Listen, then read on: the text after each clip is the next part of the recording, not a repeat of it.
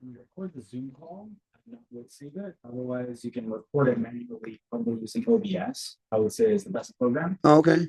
Okay. It's a private or it's a public domain program. Beautiful. Cool. I'll chat to you either today or tonight. Cool. Are we recording? It looks like we are. It asked about it. I didn't hear it say it. Where's the recording thing here? Pause, stop recording. So we're good. Yeah. Thank you for checking. Okay, let's see if I can get this going. Okay, good. All right, we're hot to trot here. So we're gonna go over public fire protection and the history of firefighting. What is a typical fire department nowadays? This is kind of fun. I just like the little bits and pieces when you talk about like the history of fire, where fire hoses, what they look like, where fire hydrants came from. And then when you start seeing all of these in the terms of like the administrative stuff, when they started implementing fire codes, it was a massive issue. You have to understand this is a pretty pivotal job in our culture. And if you were to really look at it in today's eyes, it wouldn't make a lot of sense. Like, why we have this massive amount of taxes going to the fire department when there are hardly any fires anywhere?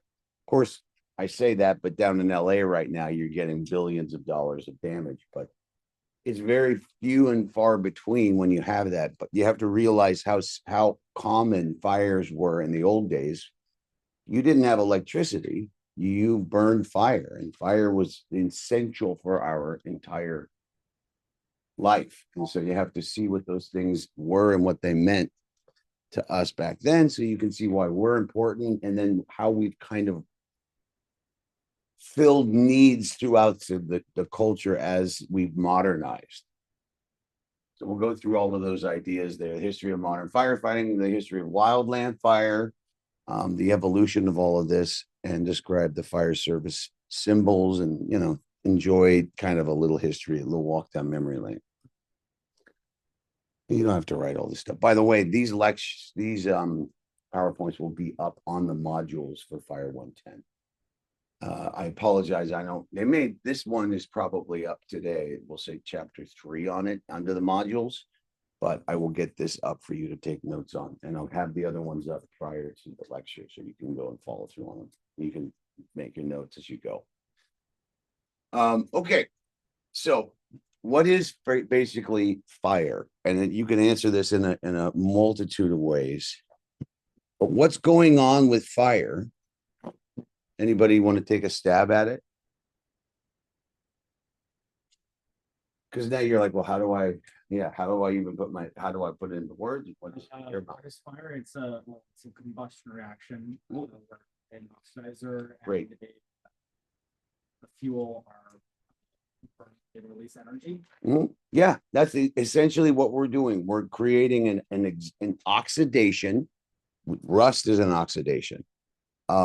Tarnish is an oxidation. This is a rapid oxidizing or a deterioration of material that we would call fuel, with the advent of air or oxygen. So that's where you get oxidation, right? Oxygen. And for us, we're talking heat, and that heat and the oxygen and the fuel, if you give a little bit of heat, it creates this chain reaction. So think of like a giant house fire that you're looking at started with somebody lighting a fire in the fireplace with a match and some paper. That was that little tiny reaction that caused, or you could even say, oh, the magnesium on the match that you lit, that started the whole thing. And it's once that chain reaction has a chance to grab hold of that oxidative process, you get fire. Well, we didn't know any of that stuff back in the day. We just loved fire because fire did what? Kept us warm. We could sit by the fire at night and see each other and cook food and talk. And it kept away animals. I mean, it did all these things. And later, it can do something as severe as this if we let it get out of hand. It's extremely dangerous. In this case, we're talking about thermal fire, but there are plenty of other fires that I don't want to get out of hand in culture. So look, you can take that fire, and then at some point, somebody in the Stone Age realized, well, I can heat up certain rocks, and certain rocks bleed out this certain hard material that's liquid at first, and then we can smelt it down and burn it and start creating tools from it, or hammer it and heat it and hammer it, and it gets easier to hit. And suddenly now I have a knife. Suddenly now I have a sword or a shovel. And this little idea turns into, well, I can also heat up that materials, build little engine type things, and then add heat to it. And with the advent of some movement in the precision of creation, you can start creating actual engines that run. They actually had little steam kettles that would run in ancient Greece that were like little balls, and they had arms on them like this, and they'd fill it full of water and heat it up, and the thing would go like with little jets on the sides. They were that close to creating actual steam powered technology. I mean, they had it. It didn't work into the culture the way that ours dovetailed in the right moment to make something like steam power that could create a train, which later was refined into creating trains that could go across the entire world. And if you know anything about the 18th century, or sorry, the 19th century, 1800s, Europe, and then mostly America, this place wouldn't have been colonized nearly as fast if it hadn't been populated west. If it hadn't been for railroads. It gave us immediate access to the other side of the country. And in Britain, if you look, I mean, they said the sun doesn't set on the British Empire. That was their motto. That little tiny island was everywhere in the world. And they would go across Africa or Asia with these railroads. And that would allow them, through the use of technology, to govern over everything, for better or worse. It's extremely powerful. And not just on the roads, you could use steam power to drive ships. And so if you had a large enough ship and an area to cook this stuff, and fuel stations all through the world could essentially just leapfrog all the way around, filling up with, in this case, what was this? Do you know what you burned initially with these big steam liners? Coal. Yeah, it was coal. And there's a whole story about Teddy Roosevelt buying into the Philippines, taking over the Philippines because they were excellent coal depots. You could stop there and refuel, and your military could then patrol the Pacific. And that was still kind of in the mindset of, World War I, World War II. So that suddenly became an ability to use the military to control geopolitics and, rule over the world. This became a major resource. Fire is now still the main powering unit for all of these different technologies. Even your internal combustion engine on your car, you're just using a little bit, in fact, a not much cleaner fuel than using coal.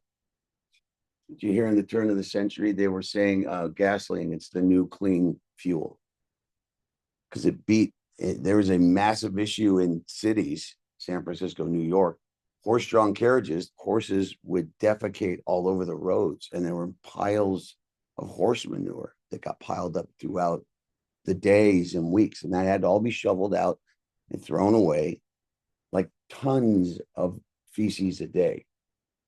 So then along came this little tiny engine with some gasoline and no more manure. No more manure also breeds infections. That's the main reason why you get a tetanus shot when you step on something metal on the ground.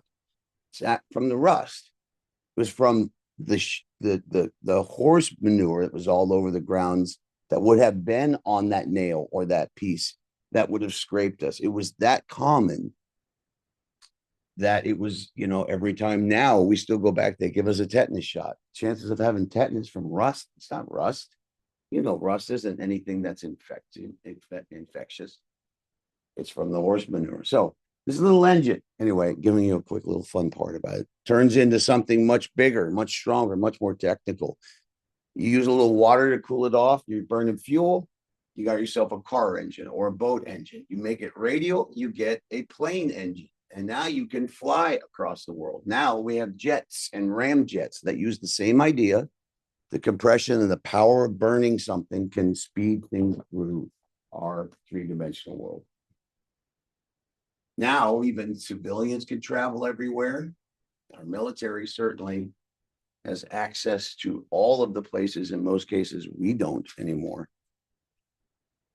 And even if you take those little bits that we break apart and we're burning smaller and smaller and smaller molecules, somebody said, what if we could not just break apart? So even in our bodies, right? When we're burning sugar with oxygen, we get energy and we get carbon dioxide and water. That's cellular metabolism, but it's an oxidative process.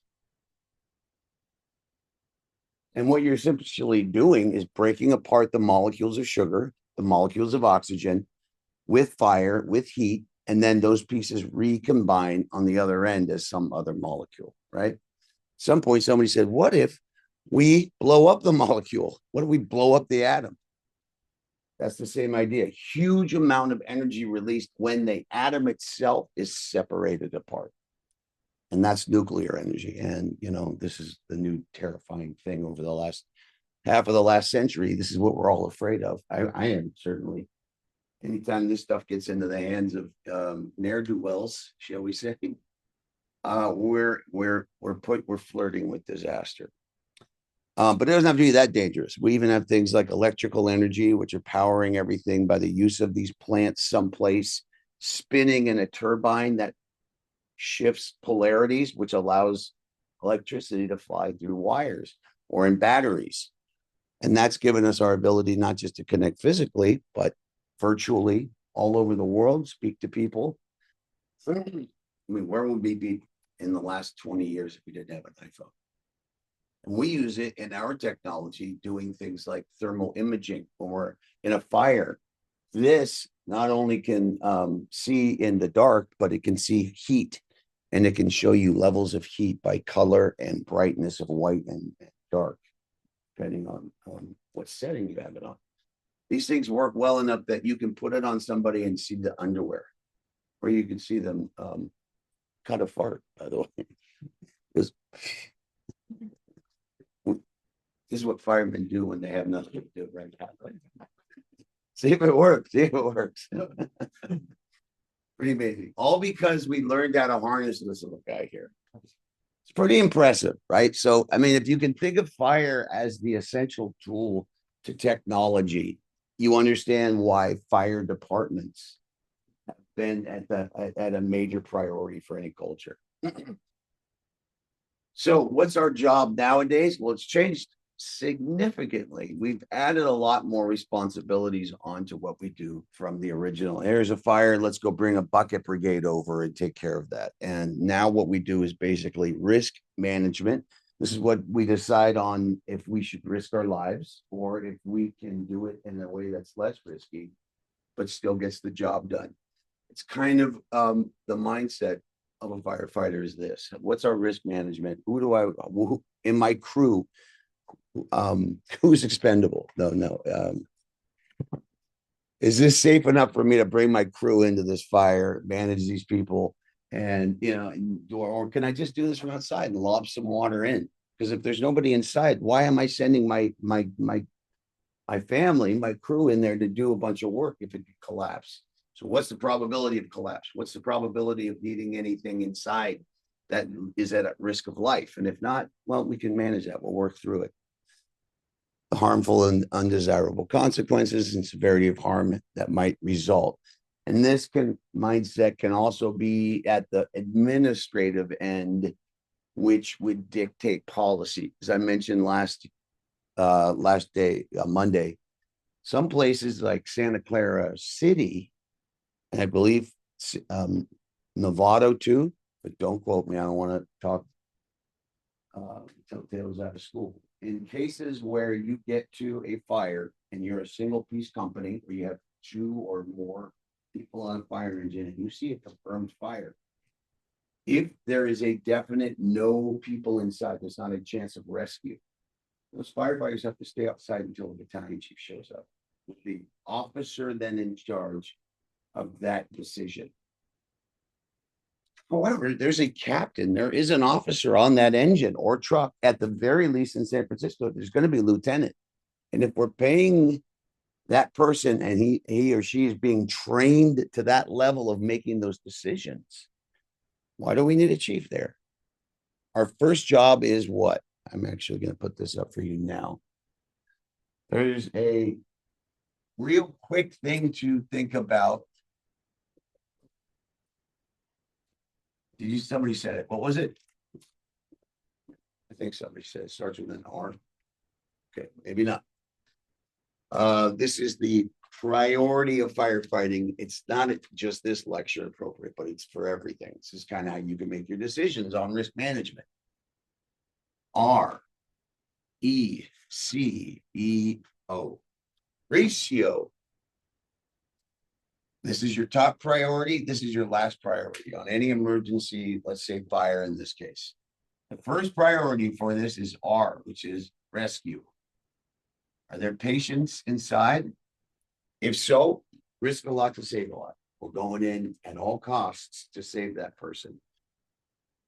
If there's any chance of survival, and that is another thing that you should be trained and learn throughout your work. When do we know there's no chance anymore? And if not there, are you daring enough and skilled enough to do it? What's E is not extinguishment. That's down here. This is exposure. Surround, expose the fire, clean out the area, look and see where you're at with that. If there's a neighborhood of close built homes, get at the outside of that fire and protect the next house from catching. And it can burn from radiation alone. It doesn't have to be ashes and little coals. Just the heat of a fire when you feel it for the first time. It burns your face when you're 15 feet away. Exposure. Exposure? Like with the. Yeah, where look around the area of where the fire is and protect the exposures of that fire, where it's being exposed to, like the next houses or the trees around, and make sure that you've kind of cordoned off the area. Does that make sense? Like if you look at like how a cell attacks another cell, it kind of like encapsulates it, or it goes around all the flanks. That's what we want to do. We want to get around the flanks of the fire and then work in. So it's not like something. It's setting a perimeter. Beautiful. Setting a perimeter. You hear that? You're basically establishing your perimeters around this thing and saying, over this line, you do not pass. Just like Gandalf. That's what you're doing. It's the fire monster. You go, shall not pass. You should have a fire helmet on. Maybe I could make that. Yeah. Rescue. Just rescue. If there's rescue involved, we're going to take them out. Okay, next is confinement. Now we're starting to confine it to the rooms and the places that it's in, trying to find out first, where are all of the levels of it now that we've gotten that? Let's go around and confine it. All the way down here is extinguishment. Now we work in and try and extinguish that fire and find out where it is and let's put it out. That's your hose line. That's your engine company with the water source. And the last one, which is the most amount of time you spend in a fire, which is not fun at all, but it has to be done, is overhaul. We're overhauling. O is overhaul. Now the fire's out. Is it really out? Well, we got to go through all the windows, or excuse me, all the walls and the ceilings, and you're pulling out gunk and wet insulation. And you're looking in the doors. You see that there's a big fire here. Go this way. So this where a fire. And it started here. You see a big V pattern. You start breaking out the walls and looking, where did it get inside between the stud bases and the reason?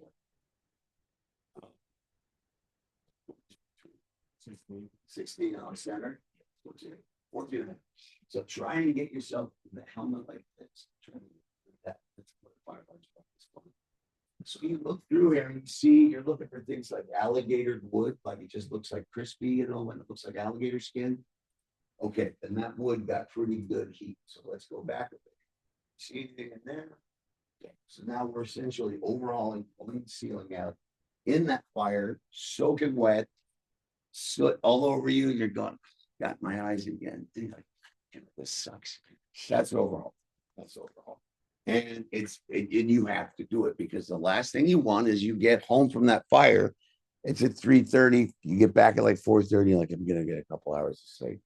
Bing, station 27, rekindle at the home you just left. And now it's like the whole department's like, you son of a bitch. We were all getting back to sleep. We got to go back. I haven't even changed out the gear. Like, oh man, it's bad news. It's a no-no. It's one of those unspoken, hey, it happens, but it shouldn't. It really should never happen. That's why the thermal imager is important because That can help with that. Yep. Or Residual. Depth of radius. Yeah, exactly. Yeah. So I know, but it's a tough word. You can use it for that. It's good. You know what it's really good for? Yeah, is if people smell smoke in their house and there's no fire and you're walking around, you're like, did you light something? Well, we had the fire going earlier, like at 3 p.m. We just burned up paper. And then you walk over and you're like, well, there's a huge heat signature. Right. So you can kind of detect and find stuff that way. Won't go through concrete, won't go through thick walls, right? Brick won't go through. It will maybe heat the outside, but it has to be a significant amount of heat. Exactly. So if it's been sitting, it's like the brick of the fireplace. Yeah. The base or foundation, whatever. Yeah. Hearth. Yeah, the hearth or the base of it too. Another cool hearth. Yeah. That's I've always said hearth. And what is it? Hearth. Okay. Take it from the contractor over here. A hearth, then there's a mantle, and then lintel. We'll get into all that stuff when we get to building construction. So yeah, you can use that TIC works well, and you should be at TIC thermal imaging camera, TIC. Another cool place that's really good at are car accidents at night. Sometimes people get ejected and you can scan the scene and be like, there's somebody in those bushes over there. And that's another thing you don't want to miss on a call. Yeah. Some people get thrown and they just sit in there overnight and freeze to death or bleed out or, God. So anyway, use that TIC. We don't use it that often, but it should be used more and more and more. And now I think every engine company they're trying to get individual ones for each person. They're just expensive. They're thousands of dollars. Anyway, so use that thing. Try and figure out your ratio. This rescue, risk a lot to save a lot. Next, we want to preserve property and furniture and valuables and jewelry and things. So those are our big priorities. Save everybody's life first. Then let's try and minimize damage from it. And we're still kind of doing that in LA right now. Like they're still at the exposure level. Yeah. What station what agency did you forget? San Jose was where I got paid. And I worked in Tiburon as a reserve volunteer for like 2.5 years. But There this safety officer. I don't think Ron has the trouble in the eye chief. Is there like basically the safety officer that's like stay out of the collapse zone, do the yes. Yeah. make sure everyone on the scene is like not doing stupid shit. Exactly. It will typically be a chief or a captain. And if it's a big fire, like a first alarm is a one set of people, second alarm is more chiefs. Third alarm gets bigger and bigger and bigger. The bigger it gets, the more important safety officers are. You might be one fire safety officer, which will basically be a captain or a chief that they just go, you're on safety on this one. I'm not going to be able to go in. My crew can get sent to the other companies that are going in, but that person will just walk the place and be like, hey, watch out, there's a pool back there, there's wires down. The whole, like, 360, all that. If it's a small fire, yeah, that one person will manage all that. If it's a bigger fire, they'll put them on all the flanks Right. and put them on all the exposures. So you might have 4. Yep. Alpha Bravo Charlie Delta. That's how we do it in San Jose. San Francisco, you're good. That's perfect.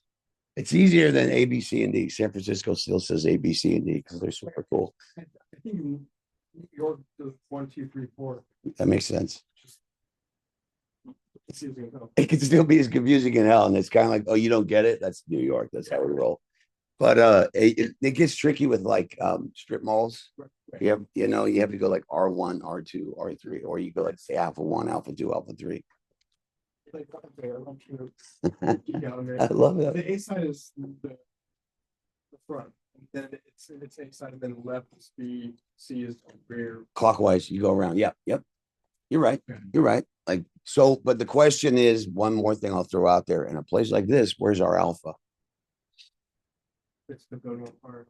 If we came in, this house was on fire, this building was on fire, where would you say the front? Would we go here? Parking lot or here? Right? So you got a question. I would say we'd go parking because that's where all the trucks and engines are pulling in. It's our front access. So it doesn't have to be the front of the building.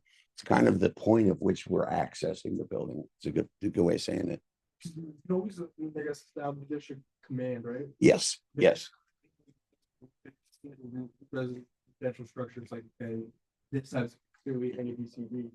Like it looks like this, like, okay, establish command in the parking lot. I'm gonna be attacking inside, and then be set in. The command, there's always somebody in charge. There's always an IC. When the first engine company or truck company shows up, the first captain or officer on duty that or arrives is IC. And they determine all of the nomenclature. They just say this side of the building closest to the parking lot will be Alpha. We'll call Bravo Charlie, and Delta Charlie will be inside the courtyard. And then we're going to call this Ignacio IC. They do a 360 and they come back. That's all part of fire suppression. We'll talk about it more.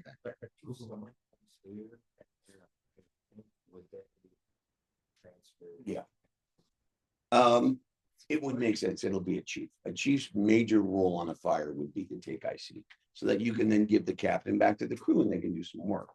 Crew can still do limited work depending on the department without the use of the captain. San Jose, San Francisco, Oakland, LA, New York. Fire crews can do whatever they want. They trust their company crews to do the work without the captain on scene. The only time the captain needs to be there is if there's less than 2 people. So they just accompany in and they make the decisions to a certain extent. If you're a good enough crew that you can make up, you know what to do.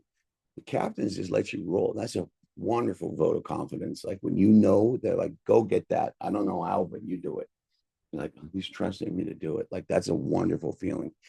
Even more wonderful to know what to do. You're like, I actually do know how to handle this. So we have to keep that in mind when we're doing our risk assessment on this. How many resources are we going to dispatch to this or call for? And do we have a risk of this getting bigger? And if so, should we plan early in the game? And then we'll kind of slow down and build down after that. That's usually the way it works.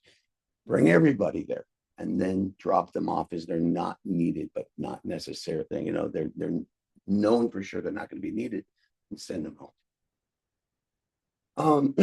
And this kind of determines what the mindset, the philosophy of that department will be. Are these kinds of questions, which we'll get into later if I get any chance to keep going. These are good questions, by the way. I'm not saying stop. You're all very excited, which is a wonderful feeling. So let's go through evolution. Little history lane. Let's go down this. So there's a couple of different things, as I mentioned last class. You could say that the Knights of Malta were kind of one of the first beginnings of this. Also, there were a group of slaves and this is very funny because ironically, it's very close to our prison crews that work wildland fires. But they had a crew of slaves that the emperors would run. They're called the family publica. Or they also called them, when they call them, there's something, I'll think it's up here. They were slaves that hauled around like little pumps. I'll go back. They had like a hand pump, like a rail car. You'll see it later in the lecture. And that, by pumping it, could kind of, most of the time it was bucket brigades. They would just grab a water source, line people up, and you hand buckets down, and then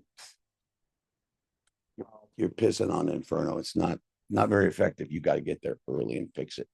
That crew of people, if they put in 6 years of service, they were free. So if you wanted, you could be, well, they would probably assign you that crew to be the fire crew, the slave fire crew. And after 6 years of service, working like that, you earned it, your freedom. There in Germany, kind of based off the Knights of Malta, is Saint Florian. This is the patron saint of firefighters. I have a really cool statue that my friends of my father, they're German. They actually, he hand carved and painted this thing. It's gorgeous. But you'll see Saint Florian mentioned most in like the little Saint Florian medals, medallions, because he's apparently this patron saint of firefighting. But really, as I mentioned that with you all, right? Knights of Malta. So the Knights of Malta were a group of knights during the Crusades and slightly before that. Not only would they protect the pilgrim trails to the Holy Land and partake in Crusade wars, but when they were on battlements and they were attacking castles or kingdoms and people would get injured, or a lot of times what they would do, let's say you're going into a castle, over the wall, they dump big vats of hot tar, boiling hot tar, and now you're burning up and it's stuck to your head, like hot glue stuck to your hand or tar stuck to your hand. It's horrendous. Now imagine it boiling and it's covering your whole body. Knights of Malta would go in and try to remove the people out that had been injured and then do some kind of mercy medicine on them in the battlefield. So they were kind of battlefield medicine, came from the Knights of Malta. I don't know if you can see that cross. That's called the Maltese cross right here. And so you can kind of see that the Maltese cross that we use, the fire cross, was built based off of the Maltese cross from Malta. Some major events in fire history to keep in mind. Jamestown in 1608 burned to the ground. And this was the big one. Note the year, 666. It's 1666. But the fire of London, the whole city, it's like LA. The whole place was torched to the ground. Burned, London Bridge burned down. The Parliament, the entire place burned to cinders. And you can find accounts nowadays. It's so crazy how recent 1666 is in this day and age. It doesn't seem like it. They had modern society. They had they had everything. They had fire insurance. They had the guilds. They had unions. And you can go back and read, I think it's Pope's. Anybody know? It's Pope's diary about the 1666 fire at London. And I think he's just sitting floating on the Thames and he wrote all down what he's watching, kind of as a journalist. And you can go and find that diary and read about what it looked like, written by, a profound writer in English literature. I'm sorry, so there was the 1666 and then there was Jamestown? Yeah. 1608? That was an early American settlement.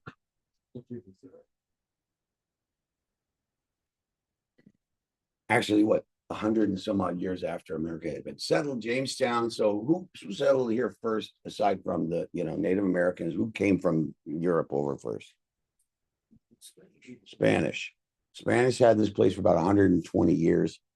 Then eventually Dutch came in, kind of from the top down. English came in, fought battles, a lot of contention with the Spanish, kind of pushed the Spanish down south towards Florida, into Mexico, Latin America.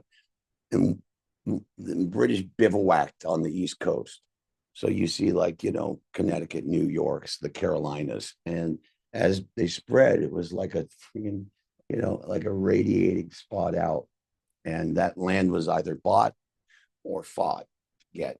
And Jamestown was one of their first real attempts to settle here. And the belief is this thing got torched to the ground when in between boat shipments, they just came back and the place was gone. There's your fire of London. Then we start populating Americas and start traveling west with the advent of steam trains. 1871, we had already created the Transcontinental Railroad, and all of those spots along the ways that were like coal depots and stops, they all became massively popular places to stop and became attractive sites. Bless you. 1871, the fire in Chicago burned the whole city down. And this is, whole cities we're talking about.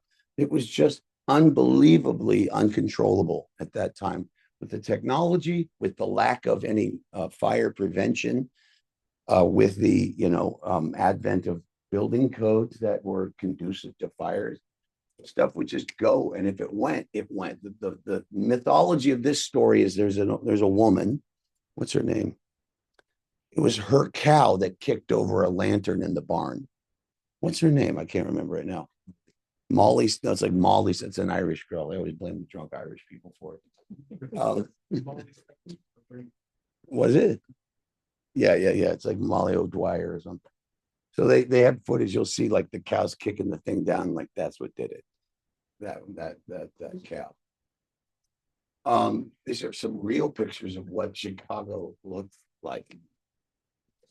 I mean, that's brick. And so we'll talk a little bit about construction, how it worked back then. That's a drawing from that, imaging. Of course, look at that. I mean, that's a painting, but that's, you wouldn't imagine it would look like a hellscape. You're just seeing an entire city burn to the ground. And if you know anything about fire, if once it gets to a certain size, it creates its own weather. And it becomes a giant fireplace. It draws in the oxygen, swings through and just wreaks havoc on whatever city it's going through.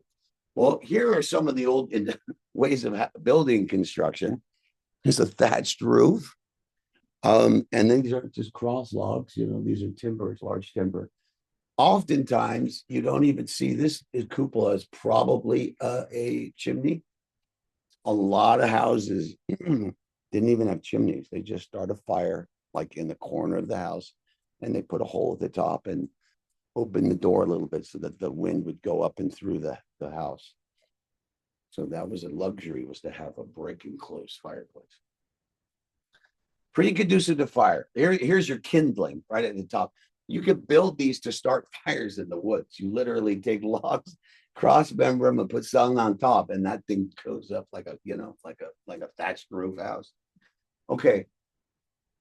So if you take a look at the way that these houses were, I'm sorry, these buildings were constructed, look at the concrete, look at the brickwork. Brickwork back then was not reinforced. We'll talk a little bit about this, but like having a King's Row, the way you would build a brick wall would be you interlace like subway tiles, right? You see it, it's like staggered. Every 10, is that what it is? Every 10 rows up, they do what's called a king row. They turn the bricks perpendicular and they run a row that way. And that's supposed to kind of tie that portion of the wall together. And then they go up to the next one and do that. Well, they weren't yet necessarily using any rebar or anything between them to kind of hold that thing. Certainly no structural integrity this way. So what you would also see are they would build these structures. There's no bays, they're just brick and then the building. And then if you look along the sides here, the way they would pin the flooring in was with these little guys. These are rods that run out. The floors sit on those, and they would tie these all in. Sometimes you'll see these if you go to Petaluma. They have them all over the place. It's fascinating to look at. They're built in a way to hold the wall and then to catastrophically fail. So that when it burns through, in order to smother the fire from going any higher, the wall, these all go ping, ping, ping, ping, ping, and they pancake down and it smushes the fire. Bad if you're inside that spot when that happens. So this was a lot of reading fires and going, nah, we don't need to go in there. You'll also see in some places little hooks, like little like pin, like like holes, little. What do you call it? I can't even think what it's like. An eye. What is it? Yeah, like an eye, like an eyelet. Yeah, along the sides there. When you hear the term hook and ladder, one of the things truck companies used to do is they would literally hook into those eyelets and the horses would tear the building down. So they would try and collapse the building in efforts for it not to spread to the next one. And so a lot of the old days, the truck companies were doing that. They would intentionally pull the houses down or pull down the masonry buildings in an attempt to stop the fire from going any further. You can exactly do that today, can you? No, we can't do that with the buildings nowadays, but you don't need to because we got these things, right? There's all these other things around. So here's early hose lines running it. This is the same kind of concept as the family Republica. You got like a hand car back and forth. And that is poetic license, by the way. It's definitely like a little, didn't have a lot of pressure behind it. But it's a hell of a lot better than a bucket brigade.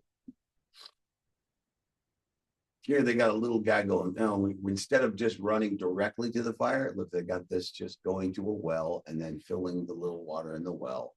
And that way the bucket brigade is still in use, but indirectly.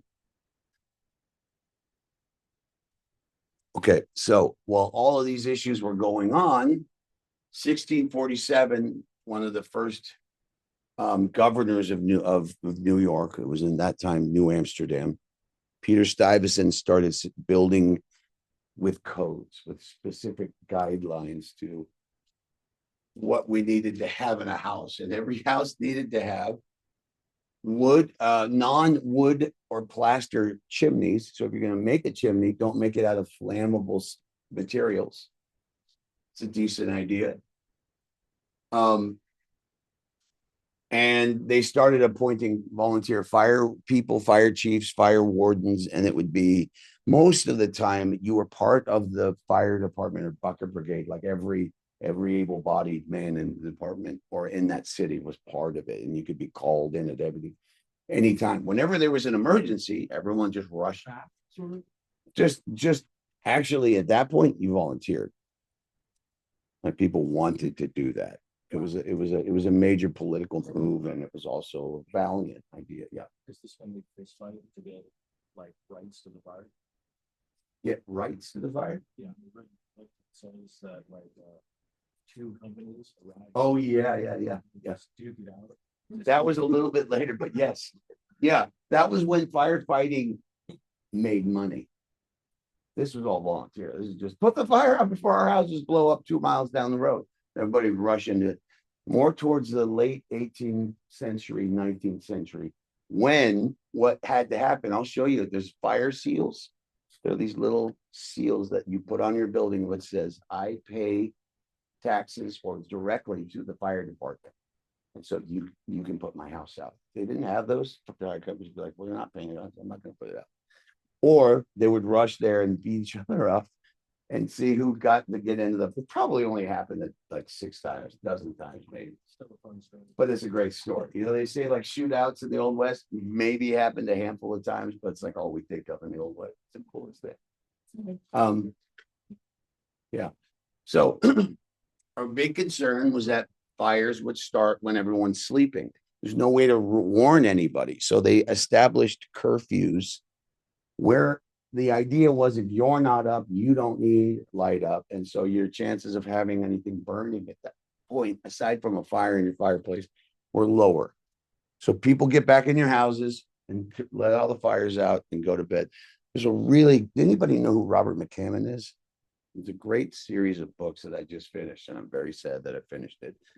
It's called the Matthew Corbett books, and it's about a kid growing up in the late 16th, early 17th century, living in New York and traveling around the world and in Europe and in the Carolinas, and kind of, he's an early private investigator, but the amount of historical facts they get into with New York is just, it's a joy to read about. Yeah, there's another one which is the Time Traveler's Guide to Different Historical Periods. Okay. Yeah, where it's like if you yourself like were in that point, what would you see? I love this.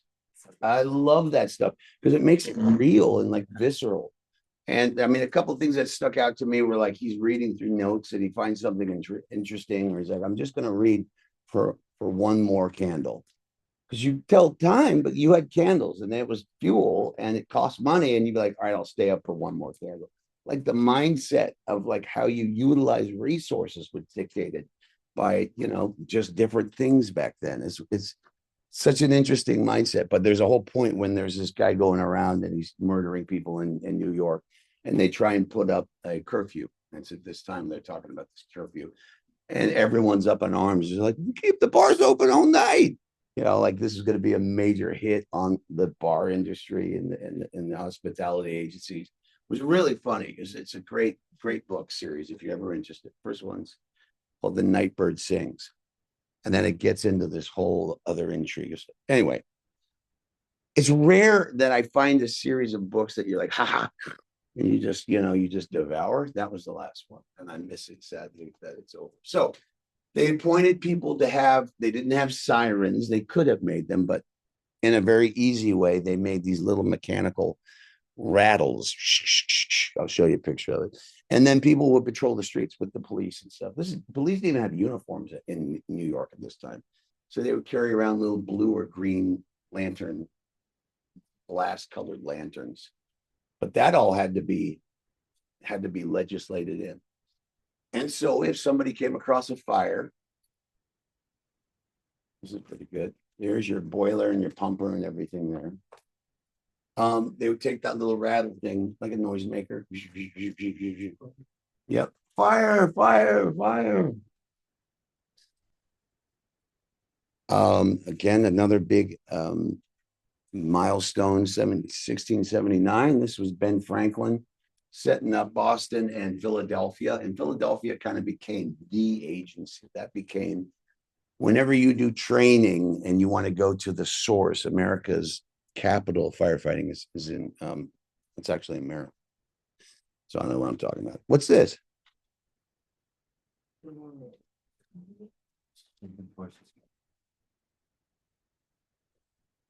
This was your old school pipes that ran underneath the city. They're wooden pipes.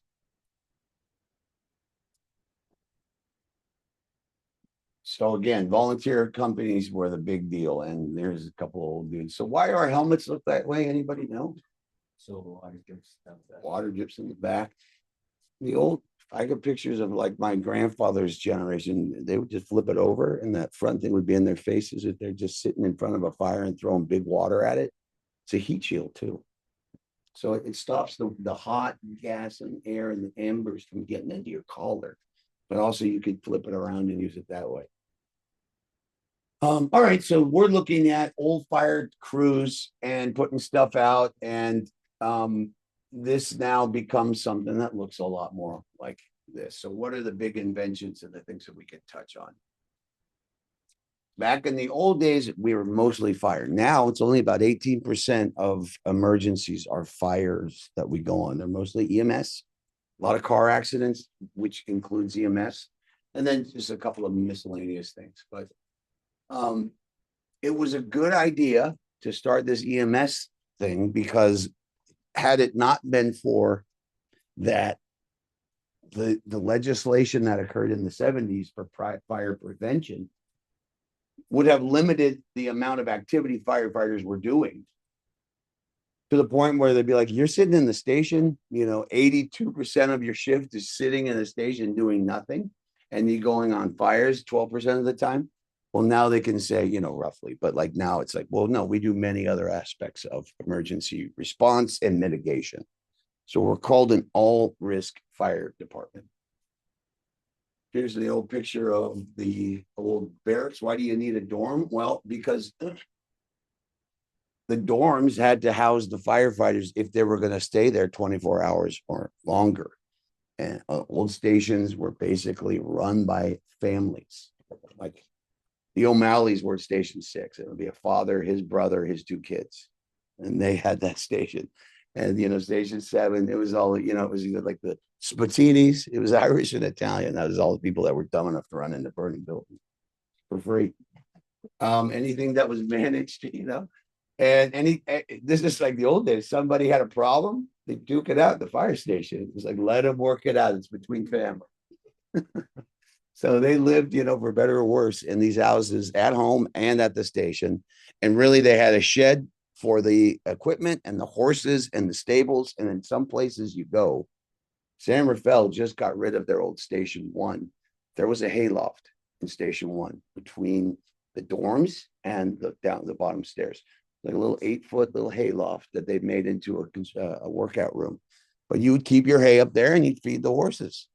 You dump it down there. There were some stipulations in the old days. You had to start fires in the pumper in order for it to get hot enough to burn the water and the steam would run the thing. So they had to be able to start fires within 1 minute. There are all these really wild stipulations of old firefighters. They would use chemical reaction to start the fire, but it's a very different world. Why do you know why we have Dalmatians, by the way?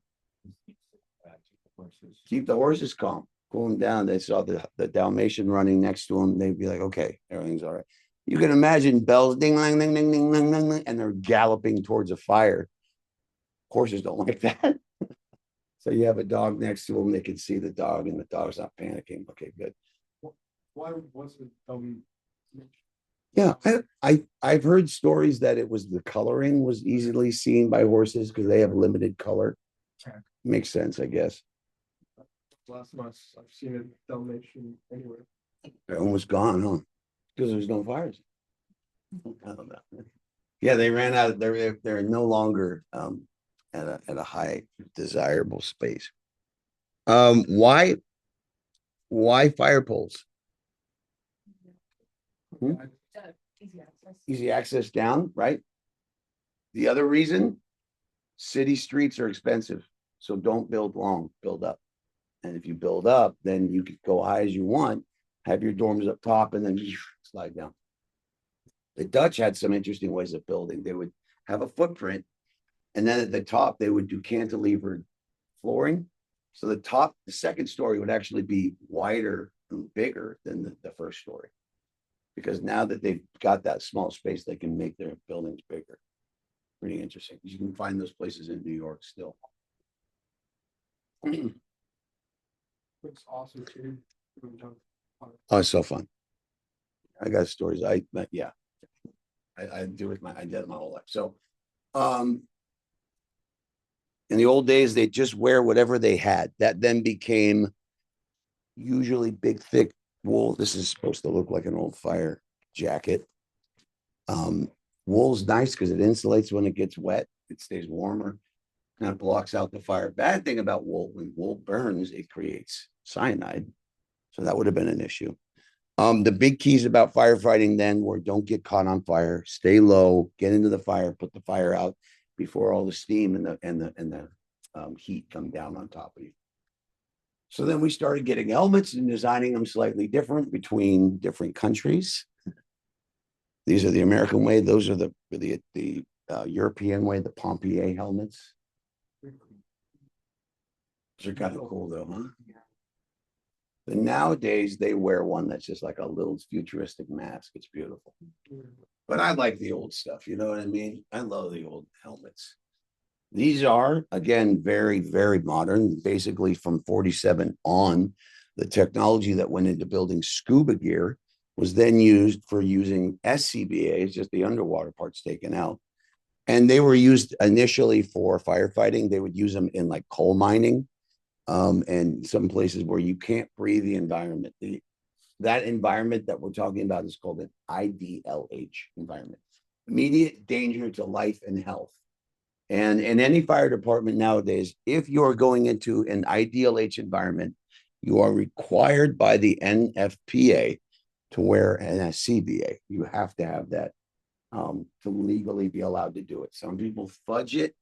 If something happens and you fudge it and you do it the wrong way, you're in trouble. Here is one of the drills you'll have to do in the fire department. This is putting everything on in 60 seconds. Go, go, go, go.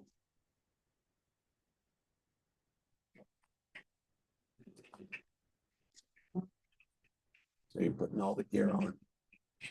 There's your shroud. And you have to do this at academy in 60 seconds or less.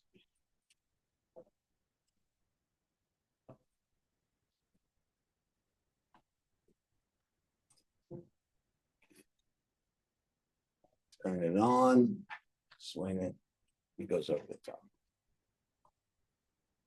And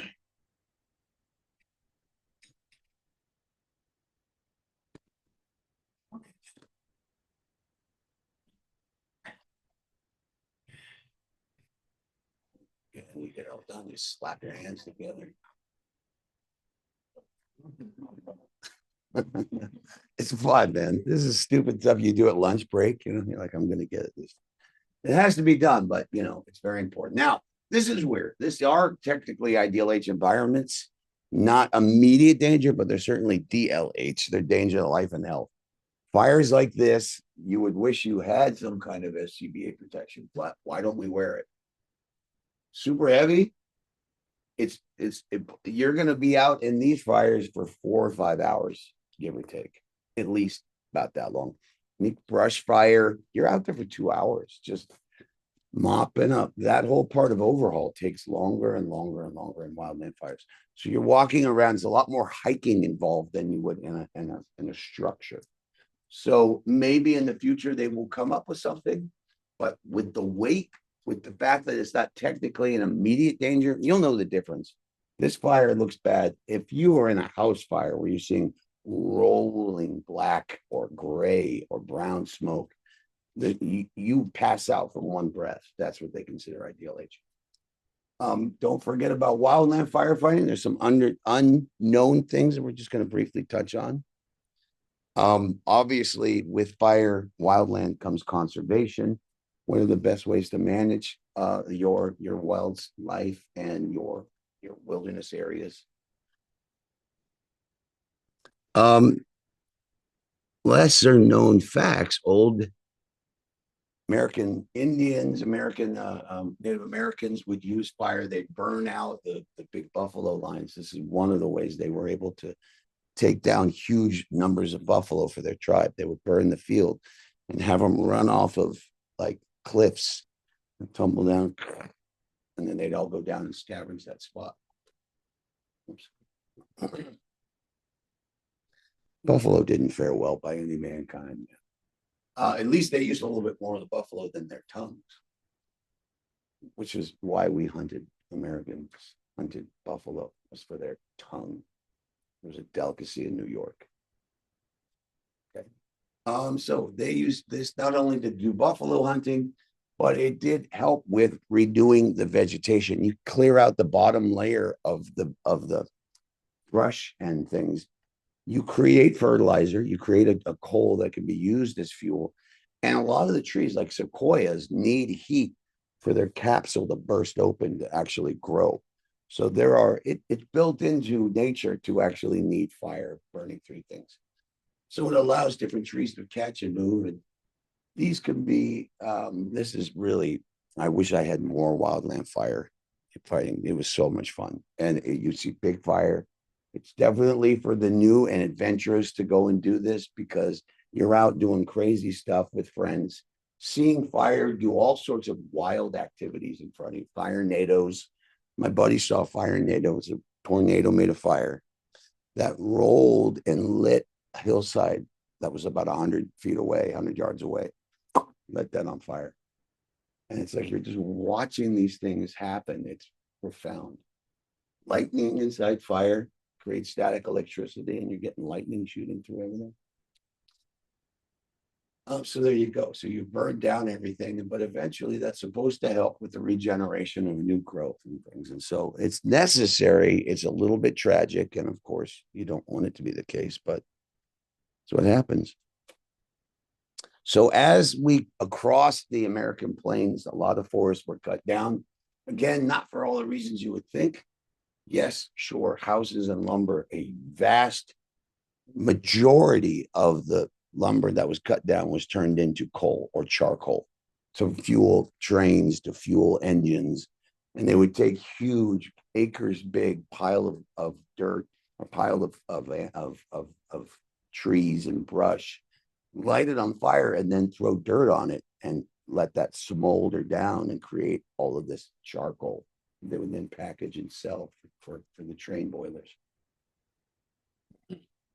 And of course, once you start cutting stuff down, you start changing the environment. It would allow there to be flooding, changing river locations, certainly kill out wildlife. And this kind of came to a head in '69 when the Transcontinental Railroad went across the country. And it was just one line, maybe a couple little sidelines, sidelines to, like, if two trains were coming, one would stop and the other one would pull off, and then the train would come by and it would come back on the. But that went across, and you can imagine there's a little bit of fuel stuff floating around in here.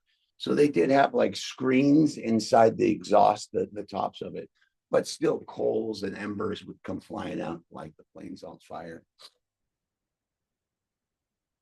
Then, of course, you start building towns and stuff. Well, then you have locations for fires all through there. So in Peshtigo, Wisconsin, 1871, they had another one of these big fires that blew up and took the whole town down. Whole cities, families. I mean, you can imagine. My great grandmother was on Dolores Hill in San Francisco. She's got a picture she took of the San Francisco fire in 1906. And the whole city was up in like Dolores Park or Golden Gate Park, and they put up tents and everything for everybody. But the whole city was displaced. It's such a crazy mindset that if it hadn't been for LA right now, nobody would think it was actually possible still. How long is this?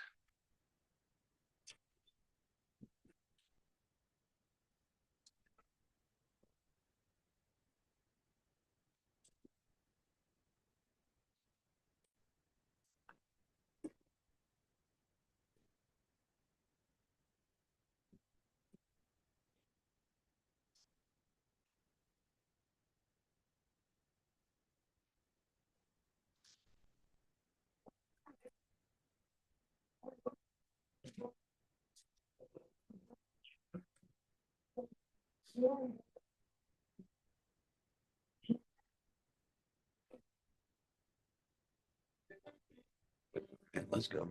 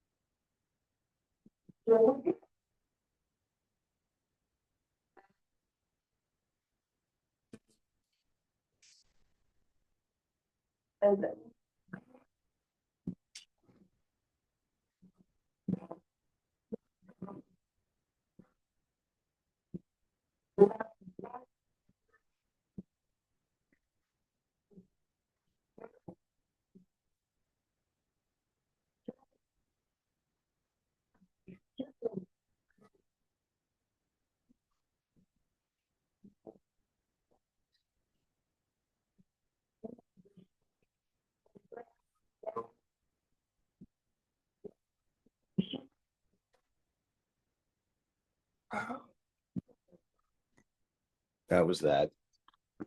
Nobody thinks like that anymore. That was it. Went blind trying to save his family. First thing he asked is, the kid's all right, man. All right. This is a fantastic book about wildland firefighting. This is what was it, the Ridge Fire? What's the name of this one? Man, I should have looked it up. Sorry. There's a very significant wildland fire in Montana in the 40s. And in that, a whole platoon or crew of people burned. This guy, Norman McLean, he wrote A River Runs Through It. If you've ever seen that Robert Redford movie with Brad Pitt and the other guy. and Tom Skerritt. Anyway, he was a guy in Montana who was kind of a ne'er-do-well, but really intelligent. Dad was a preacher. They were drinkers. And He would work logging facilities when he got out of college or when he was at home from college. He worked as logging and railroad building and wildland firefighting. And he kind of, he walked the walk and he could write about it eloquently. In this fire that he speaks about, I'll find out what the heck's the name of it. Dry Gulch fire. Ben Gulch fire. Yeah. It's one of the first times where as the fire was approaching, to stop that fire from getting to the crew, they lit off the fuel around them and burned the fire. They did back burning so that they burned up the fuel between the fire coming towards them by lighting that fire. And it gave them a little space to sit and protect themselves. This period of time is marking when they started doing smoke jumping, when they would jump in. Obviously, that came from paratroopers in World War II.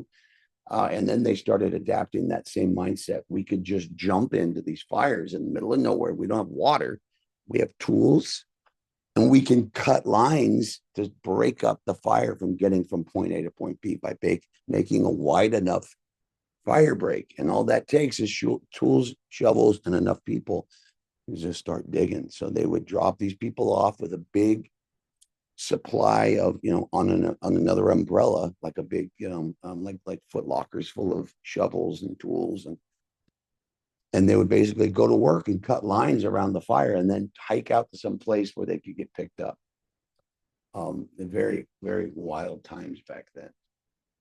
And they still do it. Smoke jumping is still around. It's really a venerated profession. And if you ever work CDF, that's one of the highest points of honor is to work that thing. Think about, in these cases, human carelessness can also cause issues. Who's this guy? That's old Smokey. He says, they're great. No. I thought it'd be so funny to say that. He's like, that's Tony the Tiger, bro. Oh yeah, Smokey the Bear. Yeah. Yeah, never mind. What's he got in his hand, by the way? He's got a stapler. Milton, dude. Stapler. Okay. What? You never know, man. So now, okay. So here's some fire equipment. Let's go through some. And here's the sifon. It's a siphon that the Roman slaves would use.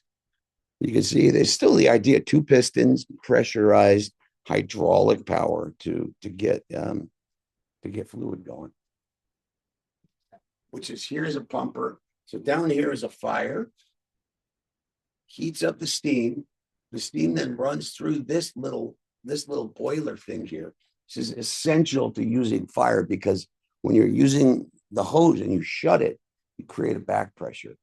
And a lot of times with the old pumps, the water hammer that was created by shutting it down would break the pipe, or it would actually bust up the metal inside the engine pump.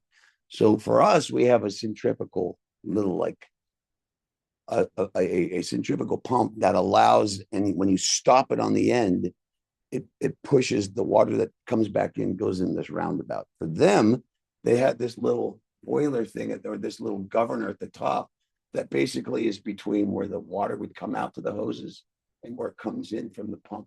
And when you slammed it shut, it would go like a percolator up through that thing. Very interesting point of care. We can watch this later, but you still run these things. A lot of firefighters are still interested in steam. Wait, is that a minute long? Why not? That off excess steam. I'm Ken Lauderback. I'm an auxiliary volunteer with Wallen Valley Fire and Rescue. The engine was built in 1904 by the W.S. Knott Company in Minneapolis, Minnesota. We're in the process of getting boiler certified. In fact, we just completed that process today. Today is the first time this engine has run since May of 1989.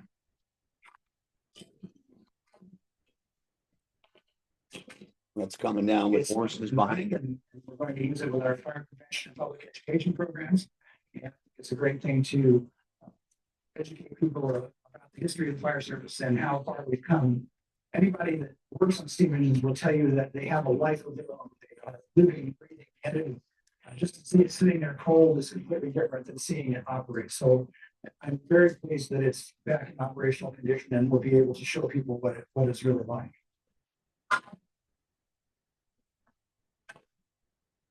You can almost see like the idea, like the old train engines and stuff. It's pretty cool. Let's try and hammer through as much as I can now.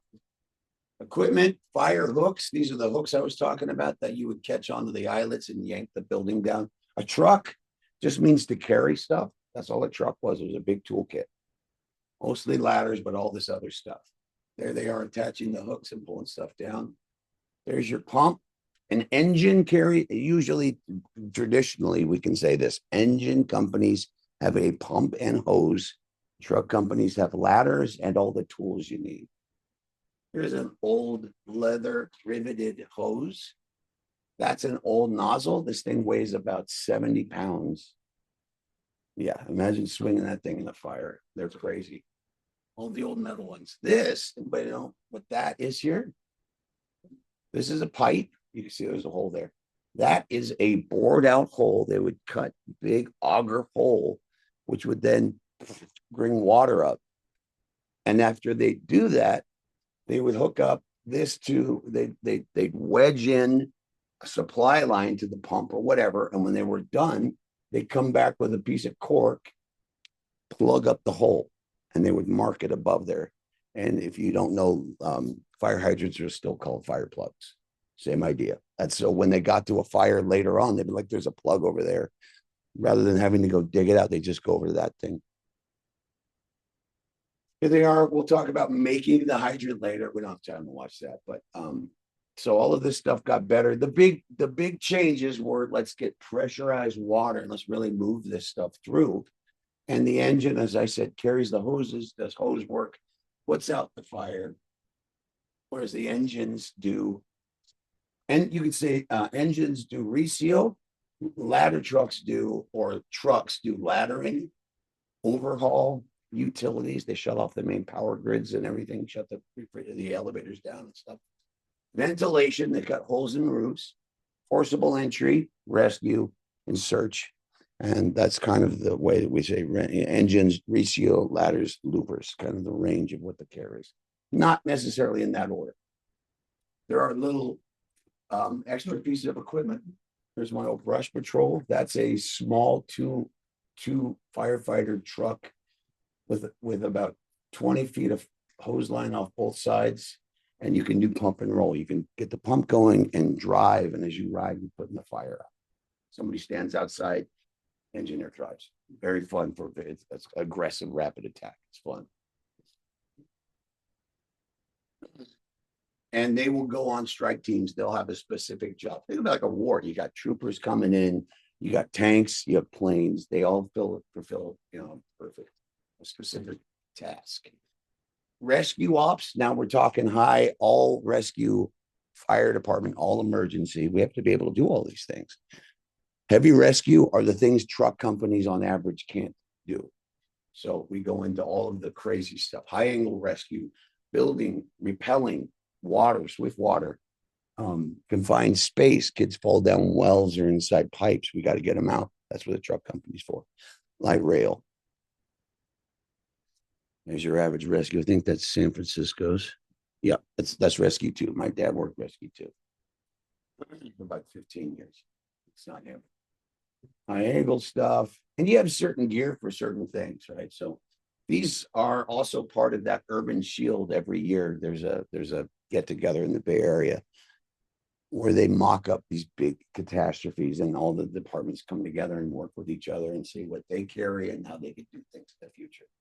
This is a squad. This is a rapid attack vehicle that you can use for fires, car rescues, 2-man operations, 2 firefighter operations. I've worked a squad for 8 years. Really fun. We got to do everything because you're 2 people. So they just go, well, we need extra hands at the truck. Go work with the truck. Now we need people getting into the fire. Go work with the engine company. We need to transport. That could transport. It could do everything. There was something called a chemical engine in the old days. It had acid and soda, like baking,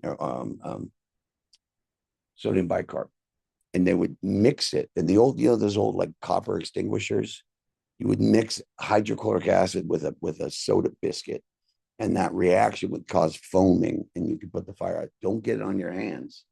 You get all burnt up.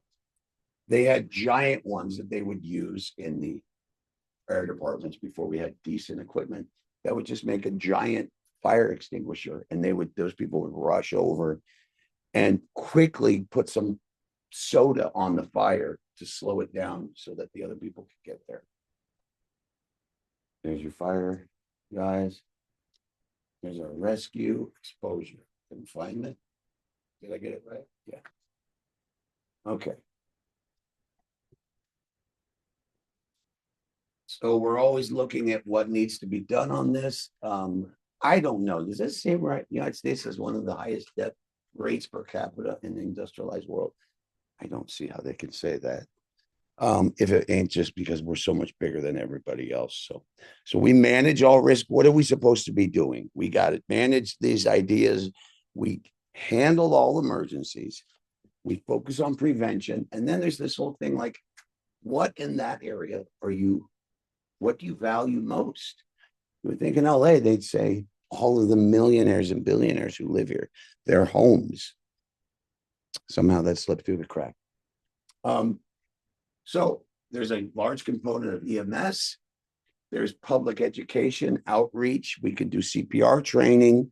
We do what's called smoke detectors programs where we'll go out to the community and hand out smoke detectors. A lot of people don't have them. The batteries are dead. I'm loading up real quick here. Sorry.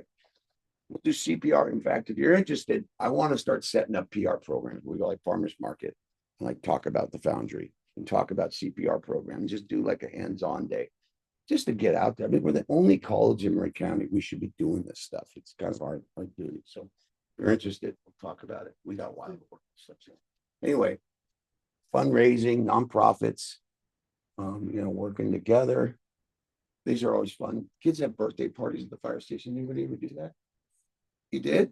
That's cool. I never thought. I was always at a fire station, so I didn't think to do it. But yeah, it's fun. They're like, oh, you walk in the supermarket, everybody thinks you're a movie star.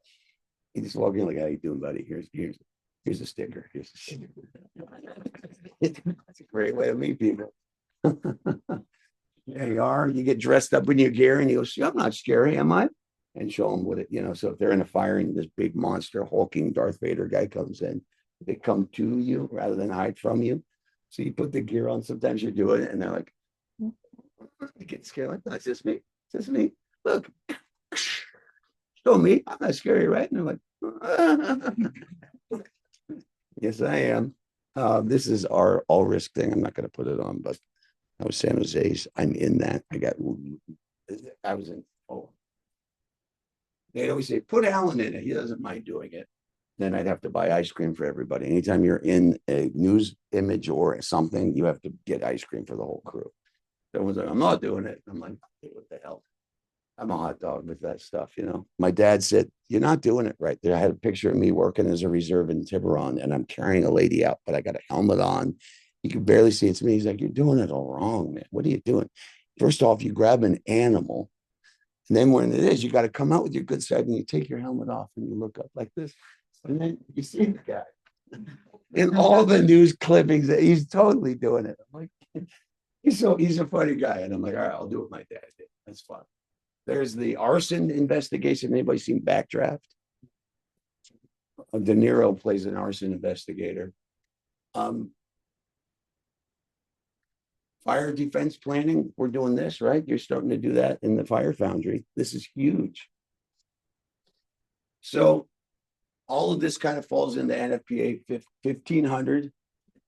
They have some kind of understanding of risk management, risk evaluation, and how they're going to manage it. What's firefighters' future? Depends on what that agency wants and what the public says, but the new techs and tactics are coming out are fantastic. So whatever the dictates are, this might be us in a few years, something like that. Full on heads up displays in the helmets, in the masks. So you're looking and not only you're seeing this, but you're getting thermal imaging. Your small profile air tanks that can get you through stud base. lightweight, everything lightweight, the advent of drone technology, not just now we'll be able to visualize from above, but it can do stuff like, whoops. Let me show you this real quick. Yep. Look at this. Move that up. There you go. I think that's mocked up, but why not, you know? Or at least make that like the chemical, soda chemical thing. You could do that and have it self-contained. All right, here we go. That's it. We're done for today. Good lecture. Thanks, everybody. I hope you enjoyed that. That's fun. So by next Monday, I'll have up this PowerPoint and the one for that day as well. So you can take notes off of that. PE, is that what you got now? You got kinesiology? Beautiful. How's that going? Good. Is that Michelle? Yeah, she's fantastic.